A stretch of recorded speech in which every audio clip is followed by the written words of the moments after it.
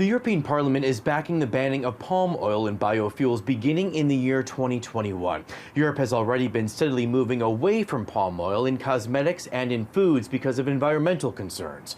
Green groups say the use of palm oil leads to deforestation because tropical forests are cleared to make way for plantations.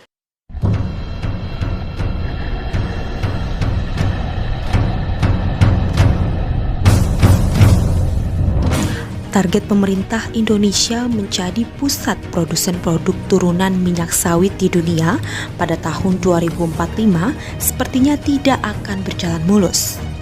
Kampanye hitam minyak sawit yang digaungkan Uni Eropa menjadi tantangan tersendiri bagi pemerintahan Jokowi. Pilihan Presiden Jokowi untuk menyikapi ancaman larangan CPO Indonesia dengan tegas patut diapresiasi. Bahkan Jokowi menyebut isu pohon sawit yang tidak ramah lingkungan sengaja dicuitkan Uni Eropa untuk membuat kerugian besar bagi Indonesia. Indonesia memang terkenal sebagai produsen minyak sawit terbesar di dunia. Ia juga menambahkan bahwa isu ini adalah perang bisnis, sengaja dimunculkan untuk menahan eksistensi minyak sawit yang harganya lebih murah jika dibandingkan minyak bunga matahari. Kendati demikian, Presiden Jokowi nampaknya tidak bergeming dengan kebijakan pelarangan ekspor produk kelapa sawit ke Uni Eropa.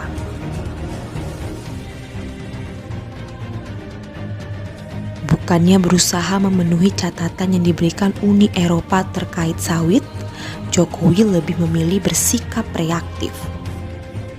Uni Eropa memunculkan isu tidak ramah lingkungan. Sebetulnya apa sih mereka ngomong seperti itu? Karena sawit ini bisa lebih murah dari minyak bunga matahari yang dihasilkan oleh mereka. Ini hanya perang bisnis antar negara, perang ekonomi antar negara, tapi dipakai alasan terus. Selain menggugat kebijakan Renewable Energy Directive 2 dan Delegated Regulation Uni Eropa yang dinilai mendiskriminasikan produk kelapa sawit, Indonesia juga mengancam mengurangi pembelian produk dari Uni Eropa. Di samping itu, pemerintah juga memilih fokus menggenjot konsumsi dalam negeri dan menawarkan solusi domestik serta penggunaan komoditas lain untuk senjata tawar-menawar.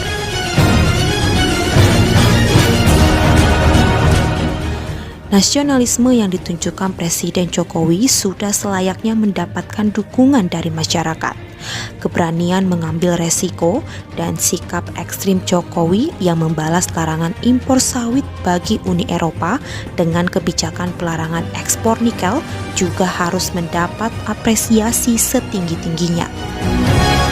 Kita berharap pelarangan ekspor nikel ini dapat menjadi momok yang mengerikan dan ampuh atasi diskriminasi sawit Uni Eropa. Seperti kita tahu bahwa tingginya kebutuhan nikel Indonesia menjadi alasan paling utama mengapa Uni Eropa menggugat Indonesia ke World Trade Organization. Motif dan agenda lain di balik kedatangan wakil Presiden Uni Eropa ke Indonesia juga patut kita curigai.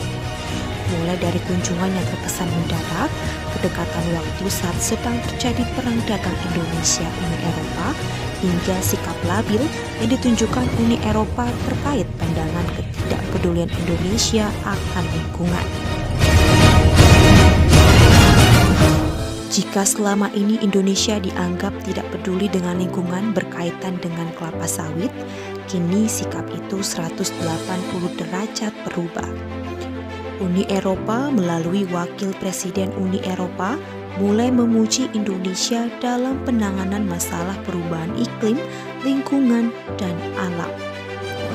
Tidak dipungkiri, meskipun berbicara sebagai wakil Presiden Eksekutif Komisi Eropa, namun sangat sulit memisahkan hubungan antara kedatangan Frans Timmermans dengan perang dagang Uni Eropa-Indonesia yang sedang terjadi saat ini. Sebagian pihak menilai kecilnya peluang kemenangan atas gugatan Uni Eropa terkait kebijakan pelarangan ekspor nikel dan besarnya ketergantungan Uni Eropa terhadap nikel Indonesia menjadi faktor yang paling memungkinkan kunjungan Frans Timmermans.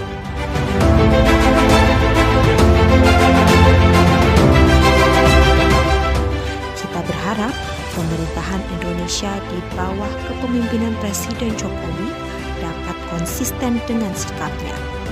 Lobi-lobi politik yang sangat syarat dan klasik dimainkan Uni Eropa diharapkan lebih bijak disikapi pemerintah Indonesia. Jangan karena dipuji Eropa kita lengah terberdaya.